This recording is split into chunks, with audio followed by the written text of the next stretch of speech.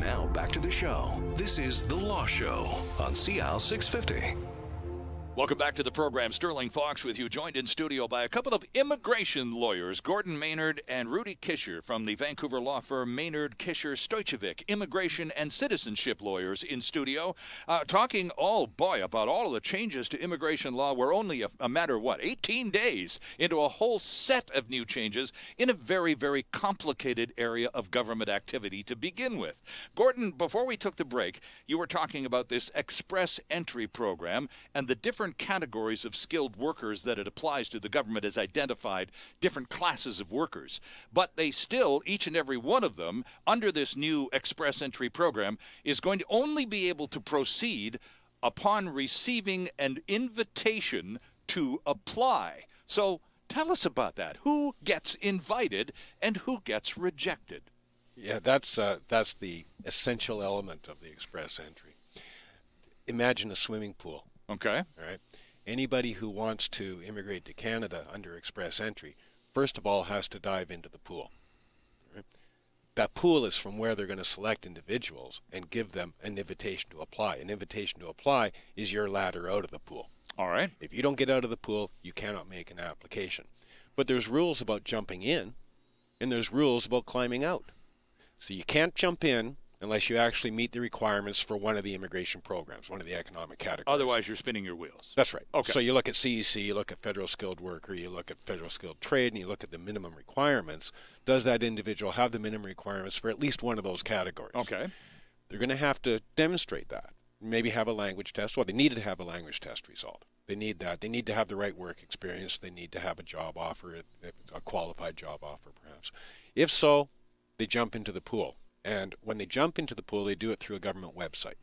And the government website has this magic computer in the background that looks at it and says, yes, you are eligible to jump into the pool. Now you're in the pool.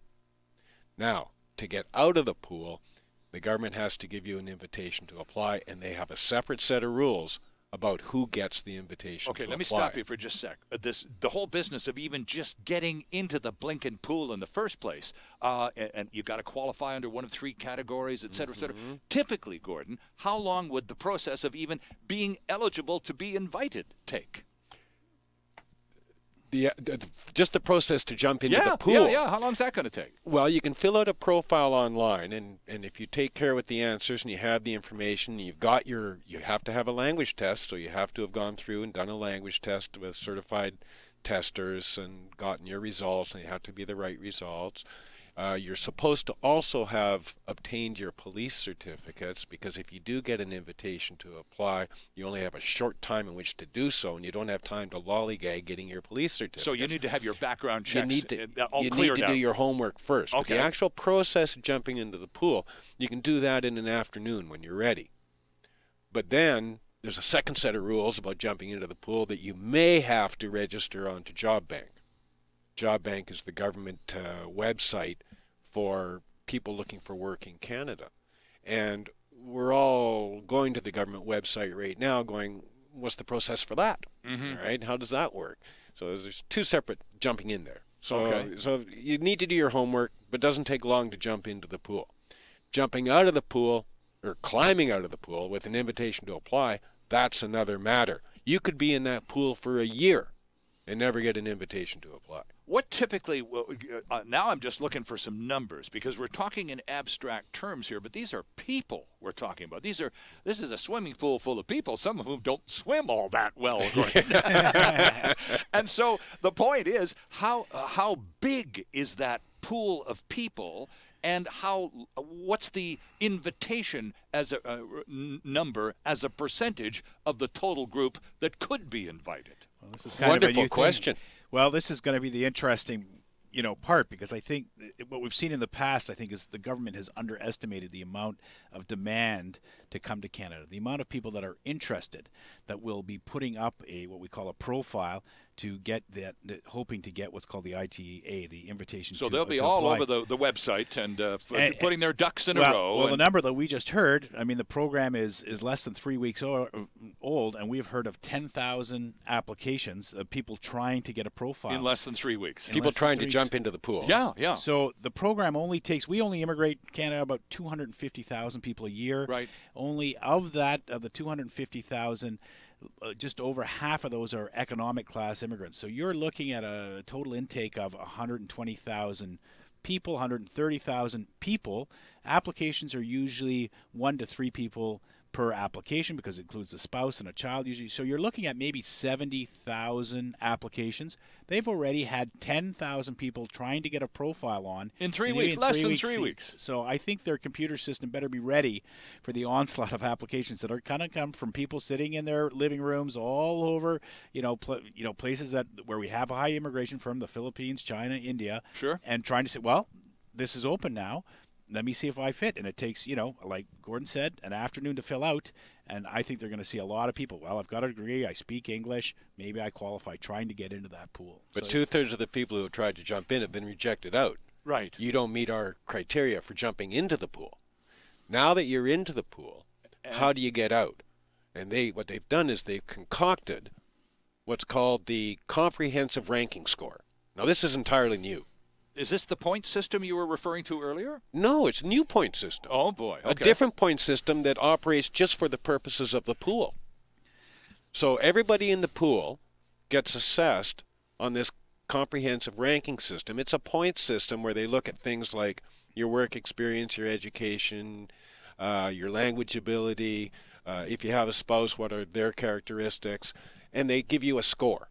And that score is up to 600. All right? Okay. Everybody's going to have a score, and then the idea is that as they look at the people in the pool, every month, maybe twice a month, they scoop through the pool, and they take out the people with the best scores. All right? And those people are given invitations to apply. But they didn't stop at just the point system. They put another 600 points, call them bonus points. If you have a qualifying offer of employment from a Canadian employer. Okay. Mm-hmm. Or a provincial nomination. But let's stick with the offer of employment from a Canadian employer. It has to be an offer of employment that's supported by a labor market opinion, what they now call an LMIA. And that's the piece of paper that's been in the news so much over the last 2 years. That's where an employer says, I want to hire a foreign worker, and this is the program that the government says has been abused and is taking jobs away from Canadians. They give 600 points if you have a labor market opinion supporting your offer of employment. So if you're in that pool and you don't have it, you're limited to 600 points. If you're in the pool and you've got your human factors plus the LMIA or the LMO, now you've got 1,200 points. Now you're going to get scooped. That's pretty much a gimme then, isn't it? It's pretty much a gimme. And so what? High score plus high bonus. The government says they're not changing the criteria for selection, but by golly, if you want to receive an invitation to apply, it sure looks like you want an LMIA or LMO. Mm-hmm. Mm-hmm. Labor market immigration application or labor market opinion. It used to be called a labor market opinion. Right. In June, they changed the name to labor market impact assessment. Impact assessment. LMO is just so much easier to say. That one. There's a lot of jargon surrounding nice the immigration. try. Well, thank you. So, Rudy, if you're in that pool and you're reasonably well qualified, but you don't maybe have all the stars for all the bonus points, but you represent a low risk, a good case for certainly Canadian work visa, let alone any kind of future citizenship process stuff. But you miss the big scoop. Do you lose? Do you just flat out lose? Is there any kind of appeal, or you just it's like the green card system in the States? You either get one or you lose, and good luck again next year. Well, yeah, you're sitting in the pool for a year, and there might be 12 scoops that year that come in and see who's qualified or who they want to take, maybe 24 scoops, and at the end of that year, you're going to get flushed out. I mean, a big part, and I think Gordon and myself, we both started our practice in doing what we call judicial reviews. So where officers had made a decision that you don't qualify, so we're not going to approve your application. We would take those cases so that there was some sort of judicial oversight in terms of what the officer was doing, and take a look and said, well, actually this wasn't done procedurally fairly, or this was unreasonable looking at the decision. We would be able to at least to get a second sober look at that, and the applicant would feel like they had at least had a fair shot, and that they're, if they had a grievance, it would be heard. Under this new system, how are we going to be able to do that? Because it's going to be based on the ranking of the other thousands of people in the pool. Sure. So we're going to have to go through and say, well, we don't know how they rank those other people or what information they put in. We're not going to have, a privy to that. So it's going to be interesting for us in terms of how do we launch a complaint if we feel our client should have been chosen. We have to take a look at what was the ranking system that day, who else applied for that 12-month period. Is there still going to be some kind of recourse, some kind of appeal? None at all, huh? No. Wow. There's no recourse. So it's all very arbitrary. It's not even an application. When you jump into the pool, it's an expression of interest. It's your profile. It's not an application till you get the invitation to apply, and then you submit the application within 60 days of that. Now you've got an application in, and that application will be processed or not processed, and you'll have a chance to challenge that. But the invitation to apply, that's a completely different animal. So if you look at it, before the government, basically, you were making one application. This express entry now is almost 3 different applications, right? So it's the express entry. The name in itself is incredibly misleading because it suggests quickly accomplished tasks. We would never accuse the Harper government of being misleading. No, we would never do that. Or even any government in general. Right, of course. We'll take a quick break here. We're talking immigration law, and I take great consolation this morning, friends, from a remark by one of our lawyer guests in studio, Rudy Kischer, moments ago said, this is pretty confusing for us lawyers, too. I take that. I'm warmed by that because you guys are working at this. This is your profession, and if it's confusing to you, imagine how it impacts the rest of us. We'll attempt to sort even more of the new changes to Canada's immigration process after this quick timeout. There's more of the show still ahead. This is The Law Show on CL 650.